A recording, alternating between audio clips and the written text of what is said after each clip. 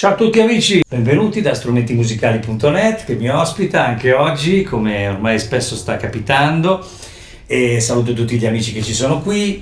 Io adesso non so se si è capito, ma insomma, l'idea di questo video è quella di proporvi una comparazione tra strumenti che stanno intorno ai 500-600 euro, quindi una fascia di prezzo che non è proprio quella budget totale. Infatti hanno in tutti e tre i casi abbiamo il left and right in uscita, una serie di cose insomma interessanti. Adesso, senza entrare poi nel merito specifico di alcuni aspetti che io curo meno del solito nei video di questo tipo, ma ce ne sono in giro tantissimi di video su queste tastiere, tutti quelli che riguardano invece l'aspetto, che ne so, didattico, la possibilità di avere una base mentre si suona, ecco, tutte queste cose qui. Io mi occupo prevalentemente di un aspetto, come dire, comunque con un'idea sempre dedicata anche al progetto futuro, no? Cioè, nel senso, quello musicale di band, oppure anche in casa, però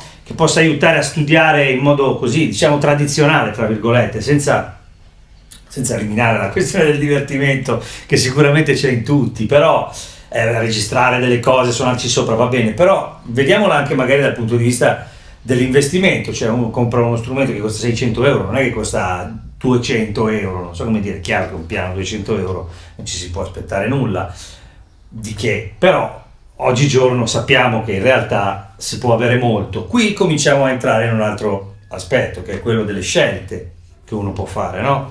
Allora, io in questo caso abbiamo il Roland FP30X, che comunque io ho già visto, già portato sul canale, ci sono dei video specifici per ognuna di queste tastiere. In questo caso le mettiamo a confronto. Ora, chiaramente ho cercato così di farvi sentire proprio la pasta, no, del suono, che è radicalmente diversa in tutti e tre i casi, e soprattutto le possibilità anche al di là solamente del pianoforte, quindi il piano elettrico che avete sentito qui. Ci sono anche lì delle grosse differenze. Nell'introduzione, per esempio, l'avete sentito, li ho messi in un contesto strumentale, nel senso che lì poi dovete anche dirmi voi, secondo voi, quali sono quelli che, o qual è quello che in quel caso si fa sentire e fa il suo mestiere, cioè sta bene col resto, perché poi è quella la cosa. Cioè, uno strumento sentito da solo è una cosa, uno strumento sentito in una condizione di produttiva o di band ha tutto un altro valore, prende tutto un altro valore, e si prende anche i rischi o meno di questo scontro con altre frequenze, con altro materiale, no?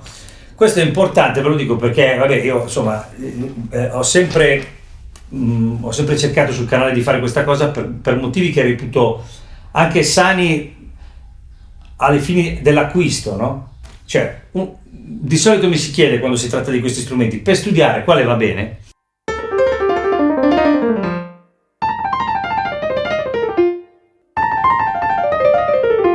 Ora, non so come dire.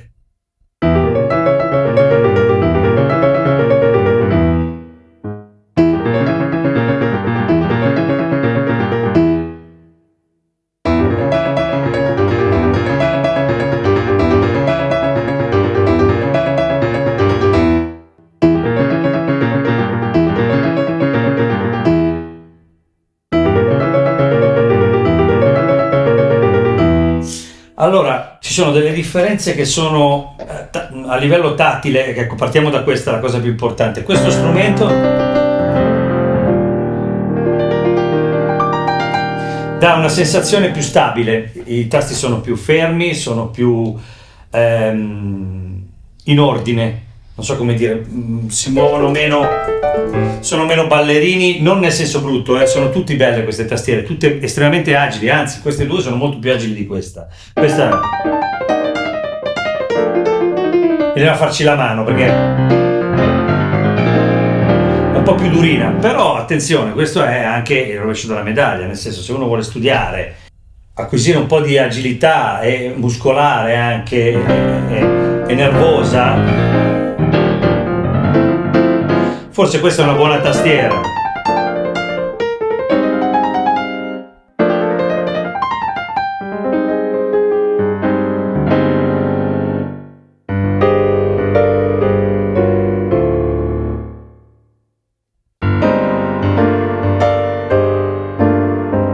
Ecco, allora, questo è molto stereofonico il pan, quindi voi sentite, se siete in cuffia lo sentite, cioè praticamente il suono è larghissimo. Questo è molto più centrale.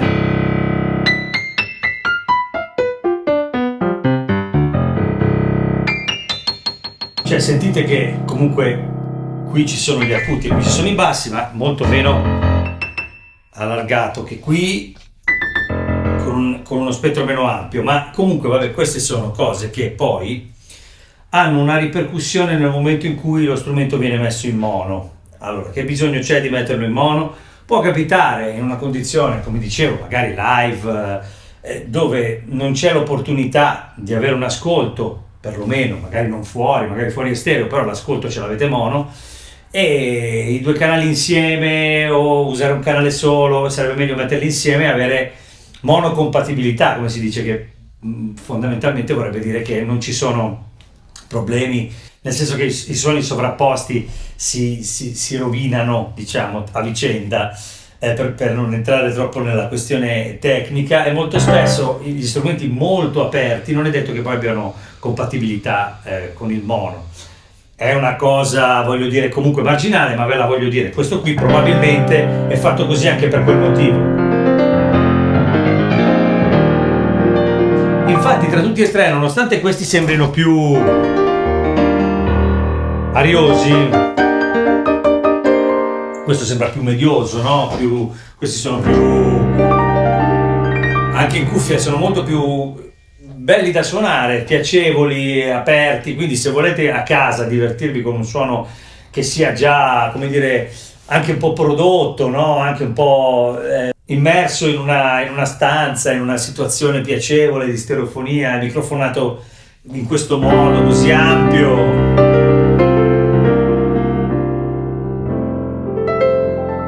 sicuramente questi due hanno, cioè Roland e Casio,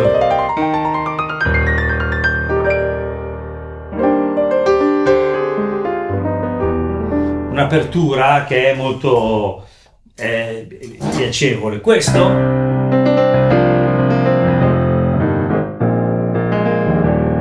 però ha dalla sua parte questa compattezza, il suono è fermo, sentite anche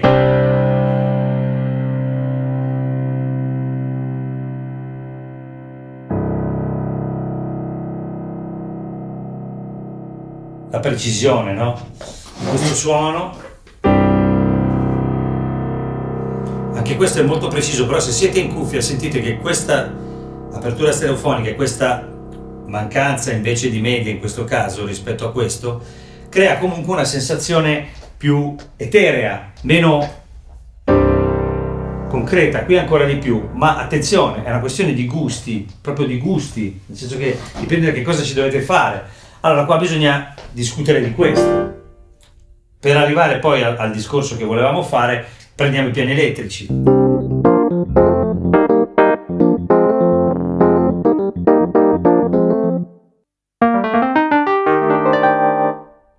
Wurlitzer, un po' di questi suoni, però di base il piano elettrico, questo strumento,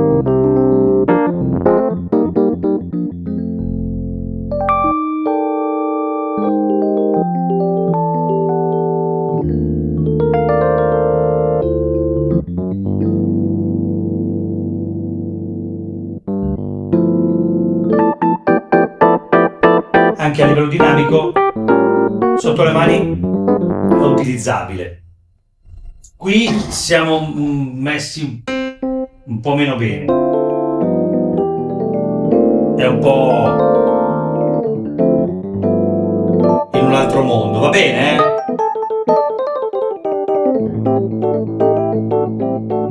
Poi ripeto, è questione di gusti, e magari voi lo sentite questo e dite è più brillante, più bello, sì, va benissimo.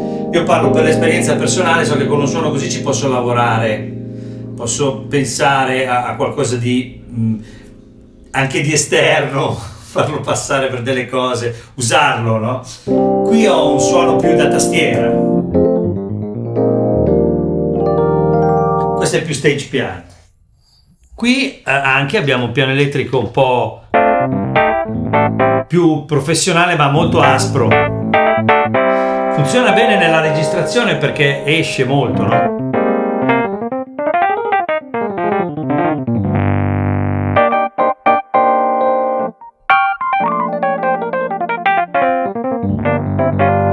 Non è per niente male.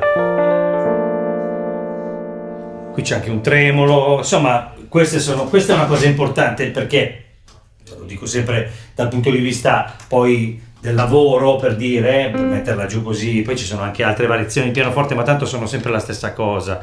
Possiamo mettere insieme due suoni, per esempio pianoforte e pianoforte elettrico. In questo caso molto carino l'effetto, no? Queste cose vengono fatte così anche per questi motivi, nel senso che questi strumenti sono fatti in questo modo anche per soddisfare alcune esigenze. Quindi in questo caso il piano elettrico e il pianoforte stanno molto bene insieme, fanno questo suono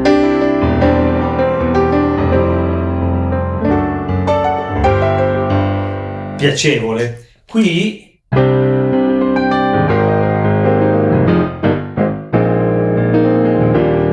cosa già si complica un po' di più, insomma era per intenderci su quelle che poi sono le scelte che fanno anche le aziende per fare in modo che una cosa sia utilizzabile subito in modo piacevole, in cuffia, a casa e tutto il resto.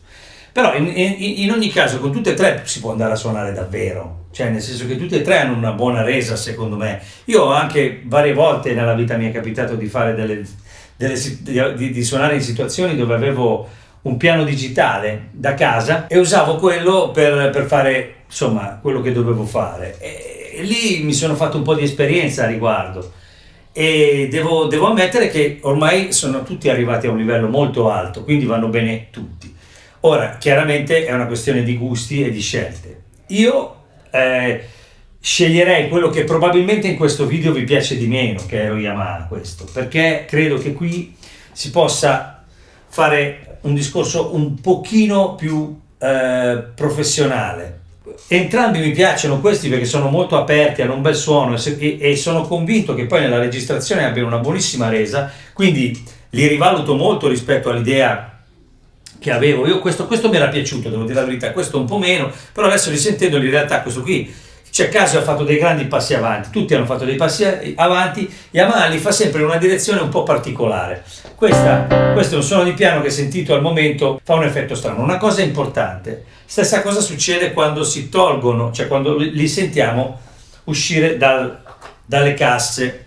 Ora io ho fatto una cosa veramente tamarra, cioè ho messo dei jack per evitare che funzionassero le casse. Ci sono le funzioni per spegnere le casse, ma non avevo trovato tutto e quindi ho fatto così. Ora ve li faccio sentire da questi due microfoni, chiaramente succederà una cosa un po' strana, però vabbè, insomma, siamo con tutti al massimo di volume, credo, sì.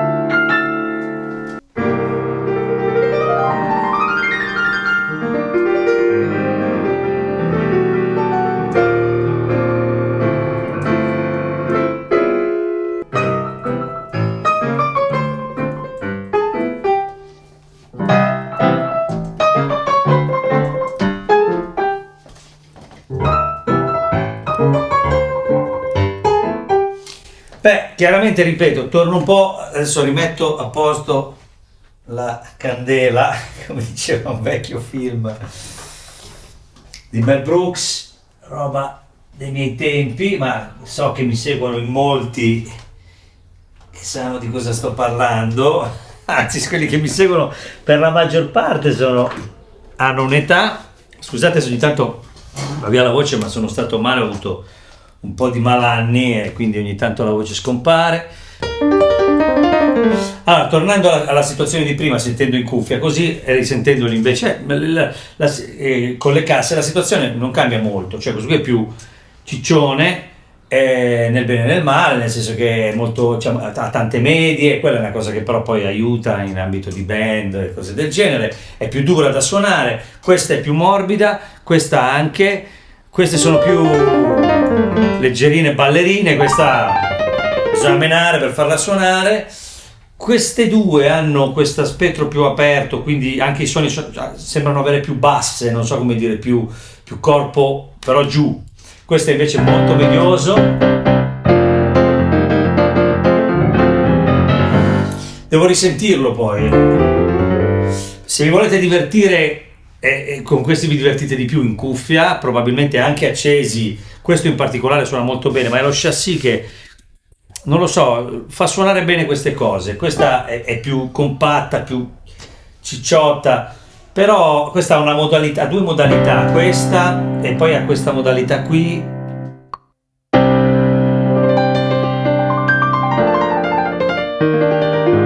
Sono modalità diverse di uscita, forse degli EQ. Comunque, il timbro lo sentite. E questa cosa qui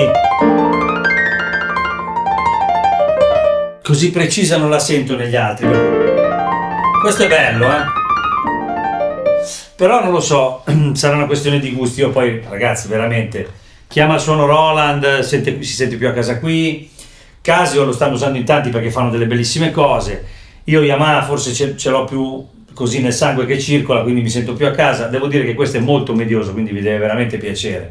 Però anche per studiare, se devo essere sincero, questo fa bene alle mani. Questi sono più facili da suonare, ma comunque sono tasti pesati, quindi vanno benissimo tutti per studiare. L'ideale per studiare sarebbe avere comunque uno strumento con una meccanica un po' più importante, però insomma si impara a suonare comunque. Se devo essere sincero, voglio lasciare a voi il giudizio di questa cosa. Io ho detto la mia, ma ripeto, è una questione più che guarda all'aspetto produttivo, come dicevo. Ditemi voi cosa ne pensate e spero che questo video possa essere stato utile per voi. Se vi viene qualche idea ditemelo, qui con strumentimusicali.net cerchiamo di metterci a disposizione. Se vi piace quello che faccio iscrivetevi al canale, perché molti di voi guardano ma non si iscrivono. Mi fate un favore e date una mano se vi iscrivete. Andate sul mio sito www.mixkeys.com, dove trovate tutti i video divisi per categorie e c'è anche la mia musica, i miei libri, tante cose, e quindi mi fa tanto piacere. E saluto tutti gli amici di strumentimusicali.net e ringrazio voi che mi seguite, siete sempre gentili, e quindi insomma spero sia stato utile. Vi mando un abbraccio forte, a presto, ciao ciao.